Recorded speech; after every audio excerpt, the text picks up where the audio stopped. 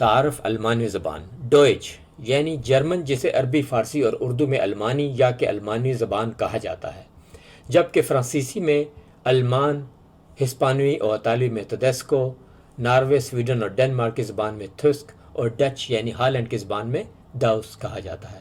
اس زبان نے لاطینی زبان سے جنم لیا اور اس کو 1000 سال سے زائد کا عرصہ ہو چکا ہے۔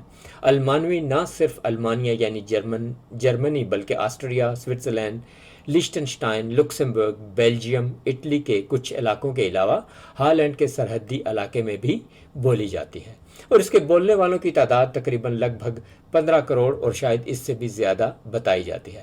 حتیٰ کہ یہ بھی کہا جاتا ہے کہ جرمن ریاست ہائے امریکہ کی سرکاری زبان بننے میں رائے شماری میں دوسرے نمبر پہ تھی۔ بہرکیف یہ دنیا کی سب سے بڑی پڑھی لکھی اور بولی جانے والی زبانوں میں سے ایک زبان ہے۔ یہ شاید دنیا کی واحد زبان ہوگی جس میں ہجوں کے لحاظ سے طویل ترین الفاظ پائے جاتے ہیں۔ ایک لفظ پیش خدمت ہے جو کہ 79 حروف پہ مشتمل ہے۔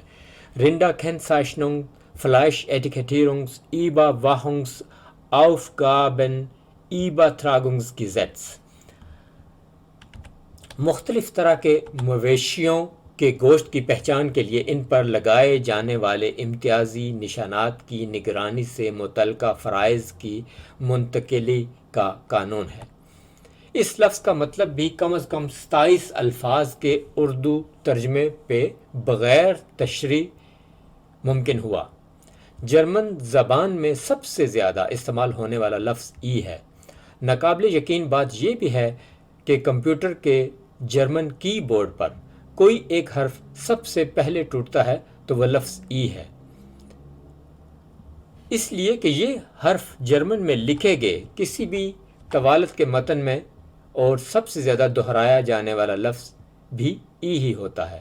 لسانیاتی ماہرین کے مطابق جرمن میں لکھی گئی کسی بھی تحریر میں اتنی زیادہ مرتبہ استعمال ہوتا ہے کہ کسی بھی تحریر کا 17.5% حصہ اسی ایک حرف کی وجہ سے وجود میں آتا ہے۔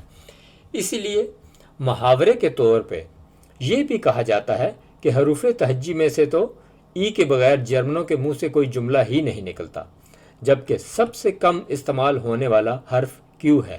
لسانی ارتقاء اور لسانیاتی اعداد و شمار کے مطابق کیو اتنا کم استعمال ہوتا ہے کہ اگر 5000 لفظ ٹائپ کیے جائیں تو ان میں سے کیو صرف ایک بار نظر آئے گا۔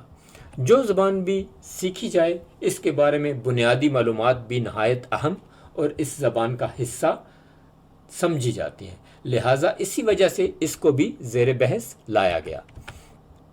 ہم اسباق کا آغاز ہی حروف تہجی اور صوتیاتی الفاظ سے کر رہے ہیں۔ حروف تہجی تو سب کو آسانی سے سمجھ آ گیا ہوگا، یعنی الفابیٹس، لیکن صوتیاتی الفاظ کسے کہتے ہیں؟ یقیناً بہت سے قارئین، سامعین، ناظرین نہیں سمجھ سکیں گے، کیونکہ بدقسمتی سے ہمیں انگریزی کی گھٹی ڈالی گئی، وراثت میں دی گئی اور اردو کو پس پشت ڈال دیا گیا، نظر انداز کر دیا گیا۔ بہرحال صوتیاتی الفاظ کی ضرورت ہمیں دور گوئی گفتگو یعنی ٹیلی فونک کنورسیشن میں پڑتی ہے۔ جب ہم فون پہ گفتگو کرتے ہیں تو سامع یعنی سننے والا مشکل میں پڑ جاتا ہے، جیسا کہ بی اور پی میں سی، ڈی یا وی اور اسی طرح ایم اور این میں فرق کرنا مشکل ہوتا ہے۔